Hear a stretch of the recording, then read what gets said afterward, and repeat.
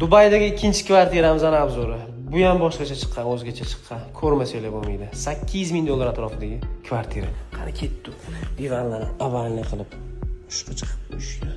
Televizorni, mana bitta Rolex odamga emotsiya berib turadi. Mashalloh. Bittaga joylarga bitta like bosib qo'yasizlar. Esingizda bo'lsa, bundan oldingi postimizda polaga matoviy keramik rang qilgan edi. 120 ga 120, bu yerda glansiy qilgan. Ko'ryapsizlar, xonani ancha keng ko'rsatyapti. Devorlariga ham oq emotsiya berishyapti.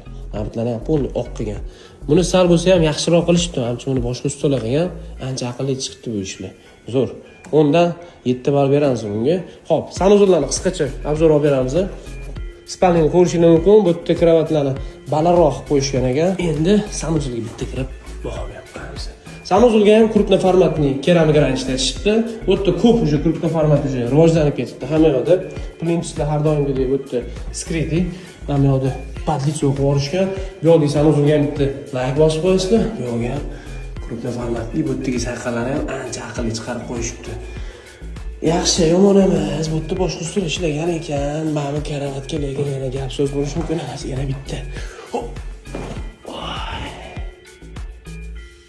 İşte charchab kelib masjidga sakrab yotsanglar, boshqacha emotsiya beradi.